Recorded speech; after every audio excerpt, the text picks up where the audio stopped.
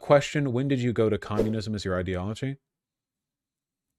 I don't know exactly, some time ago before I started streaming, but like I don't even like using the term communist that much because I think that you can arrive at a series of positions that are falsifiable and defensible and pragmatic and well informed by reality. And you can do that just by critically examining where we're at right now and why these problems exist. Because when you talk about being a communist, then you have to start talking about, no, I don't defend the Soviet Union. No, I da da da da da. You know what I mean? It's not that I think you should only define yourself oppositionally. I guess it's more along the lines of you have to understand why you are where you are.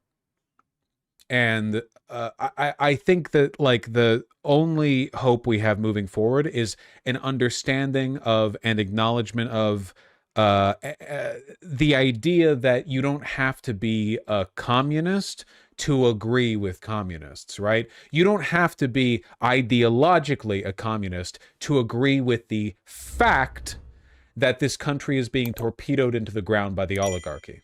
You don't even have to be a socialist to believe that, as if there was any difference between communism and socialism as outlined by Marx, which there really wasn't, by the way. The difference between these terms is mostly just like how edgy you want to sound, but whatever.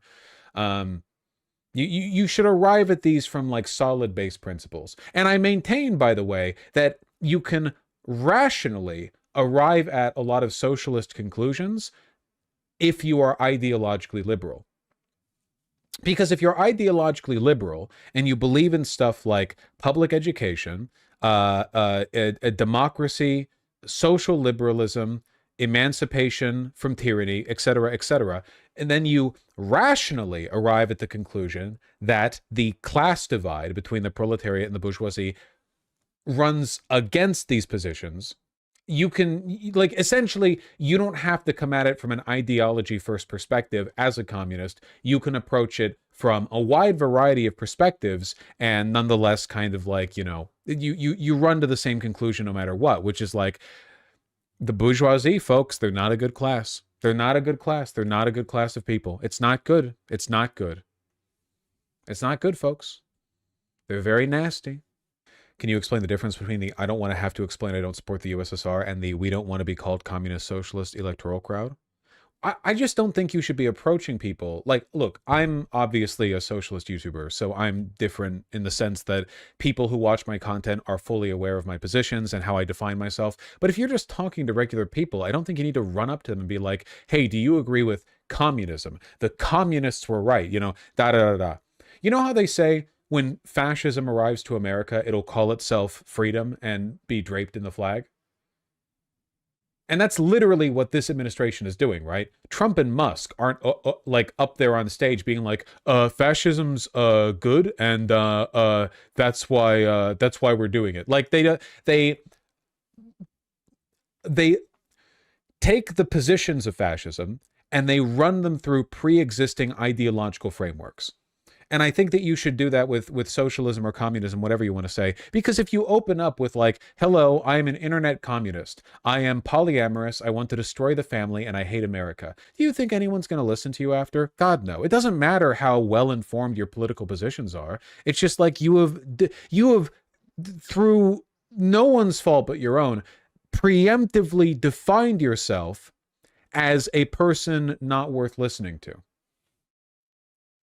You have to come up to people and meet them where they're at, you know? Now, unlike the fascists, I don't think you have to lie, right? I'm not saying that you have to advance communism by like throwing forward like an incoherent smokescreen of fake positions you hold to try to lure people along. The reason fascists have to do that is because ultimately those positions hurt people, right? So they don't want to vote them in. You need to lie to get people on board. Not the case with what we believe. You can be straightforward, but, you know, that doesn't mean you have to advance your cause by, like, you know, promoting label first rhetoric. Yeah, fresh pupusa, it's been a while. That's actually how communists promoted their ideology as well. Yeah, but also keep in mind that, like, okay, so for one, during the Russian Revolution, in a lot of cases, people were being, like, radicalized towards siding with the Bolsheviks by being pro-Bolshevik, not by being communist. Obviously, everyone knew the Bolsheviks were if not communists, then advancing aims aligned with communists, right? The communists were with the Bolsheviks. But the question wasn't, hello, Russian peasant who's barely literate, do you want to commit your life to this ideology, this big overarching ideology that you're probably not that familiar with? You know, here's your intro booklet, here's all the information you need to read up on in order to be like a legitimate adherent to the ideology. No, it was like, the Bolsheviks are advancing the war against the Tsar. Are you interested in worker emancipation and overthrowing the Tsar? And sure, then you have, you know, the Bolsheviks, the Red Army, the White Army, whatever. But like, at the time, communism wasn't even thought of in the way that it is today. It didn't have all that baggage, because communists up until that point were basically just like, you know, bookworm academics. I mean, how many in real life communist movements were there really before the Russian Revolution? There were some, I think, some smaller. I'm not a historical, I'm not an expert in that, so there's probably some smaller. Yeah, you've got the Paris Commune, but even that wasn't as militant. And the Paris Commune didn't end well. So, as you know, whatever. The October Revolution was more of a coup against the provincial government and the Mensheviks. I guess it's just important to understand that, like, I don't know, you can apply this to literally every ideology, right? But like, American GIs didn't sign up with the army in World War II because they wanted to defeat fascism, right? It's because they wanted to be the big oorah American hero boys defending our allies over there in Europe and stopping the spread of a tyrant.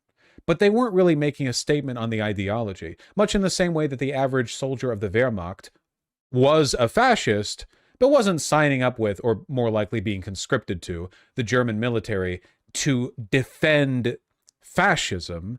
They were defending, in their mind, Germany, right? People don't tend to signpost on ideologies as much. They really don't.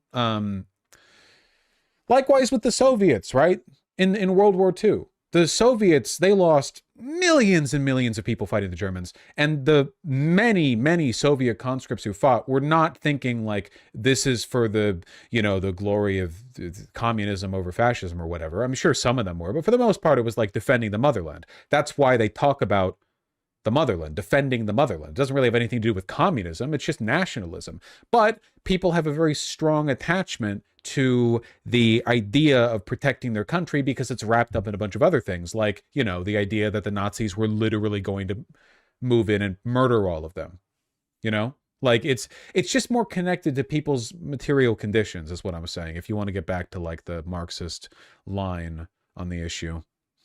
I think the kind of ideological presence that, say, Musk and the right-wing media pipeline has today in people's actual minds is far more significant than German citizens had the National Socialism in their time and private daily lives. I don't know if that's true. Because I think that, like, basically every fascist in America, every voter who believes fascist things will not self-describe as a fascist, and not even because they're being dishonest.